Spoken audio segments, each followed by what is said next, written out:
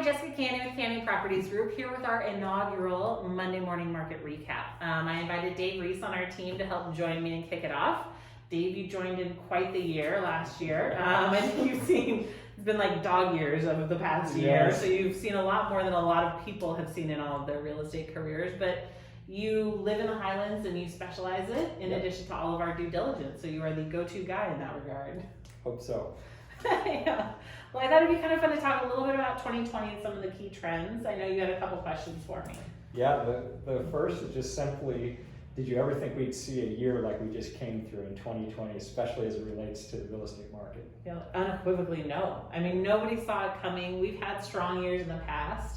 You know, the closest from a market perspective that we've seen would be 97.com era. Yeah. And, you know, my dad got into real estate in 88 in this area. And so as a kid, I experienced it and I saw that same acceleration in prices that we saw this past year. But nothing like the pressure that a lot of the buyers and sellers were feeling. You know, we had basically a mass migration happen from the Bay Area out and around. And I think that really impacted this area.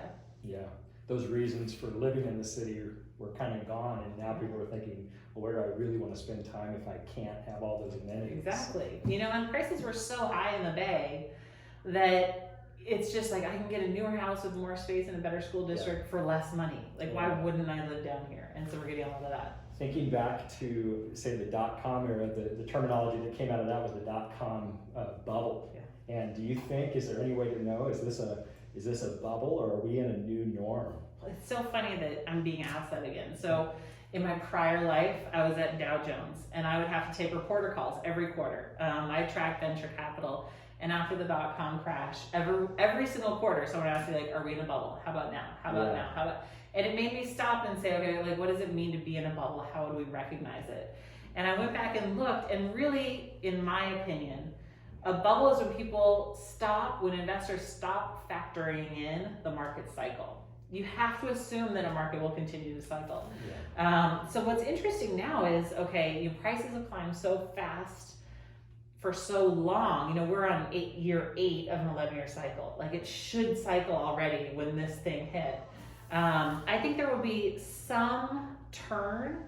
I don't think we're at a bubble though, primarily because I think, as we were talking about before, the work from home element, I think that will be permanent. I think that has really opened up a lot of areas.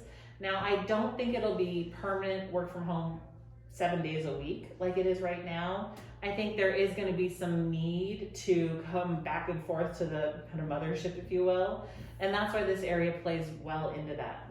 You have 2 days from home, 3 days back in the Bay, or kind of some iteration of that. Now, it did make showing properties a bit challenging. I have had to show a property with, like, the kids on his Zoom meeting, and I'm like, everyone be really quiet while we're, like, trying to, it poses its own challenges, but I think that will have, like, a pretty big hedge against a major bubble.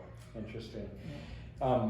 So many things changed in 2020, but did you see anything that was for the better, do you think? Something that might stick into 2021 and years to come that you think is actually an improvement, like it was a forced change because of the circumstances of 2020, but then it's a good change though. Yeah. So I think, you know, going back one step and then answering your question, I think there will be somewhat of a reverse migration back to the city. I think, you know, when it's safe to go back. Yeah, when it's safe to go back. Yeah, that, and also this area is a very kind of romantic area, right? People will go, they'll see Carmel Valley and they'll be like, I want to grow tomatoes and roses and everything.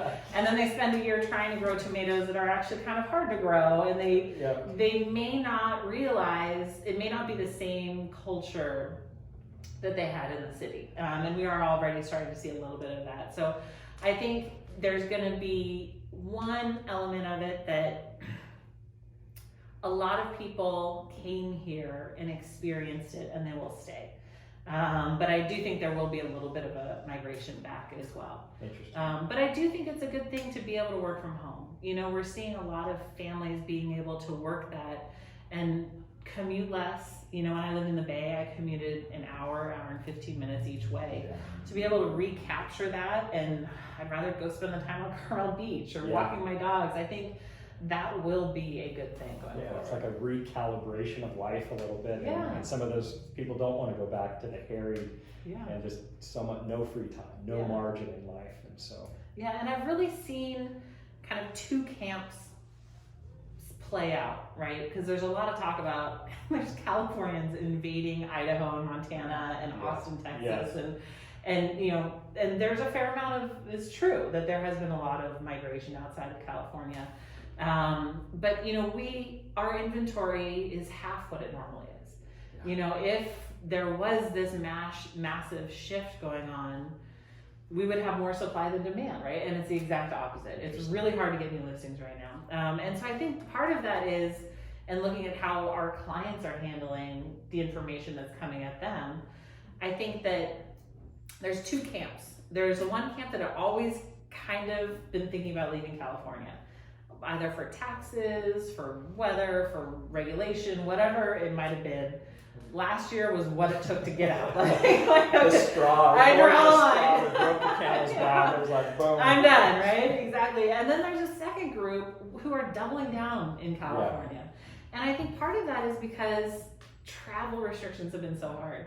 And not just last year, obviously, or were difficult last year, but it can be difficult to go through TSA and all the things that you have to deal with. And so we're seeing a fair amount of people, even with they're aware of any of the potential changes and struggles that California has had to deal with. Yeah. But they're doubling down on it. They're like, for right now, I'll buy into all of that. And that's what's really kind of lifting our market, not just keeping it level, but I mean, we did over twice the number of deals that we did the previous year. Interesting. Yeah. Yeah. So How about you? You landed in quite the year. What was your kind of big takeaway? one of the big changes we saw last year was the insurance issue. I mean, it's always been a bit of a challenge with insurance, but with the fires hitting, lots of the big insurance companies are now saying they don't even want to insure in California any longer. So the challenge that insurance already was, there's even more hurdles now. We start seeing things pop up like you have to have a leak detection system on your house. Exactly. And sellers and buyers are both like, what is this thing? And those can run upwards of $10,000 to get those put in, or there's less expensive fixes. And some of that's driven by the insurance company themselves, whether they want this more complex automatic shutoff if you ended up getting a leak, or just something that alerts you your water's running, and a neighbor can come over, or you can come over, or property manager can shut that off. So I mean, the number one rule with the insurance is if you're looking to buy, get going on your insurance ASAP.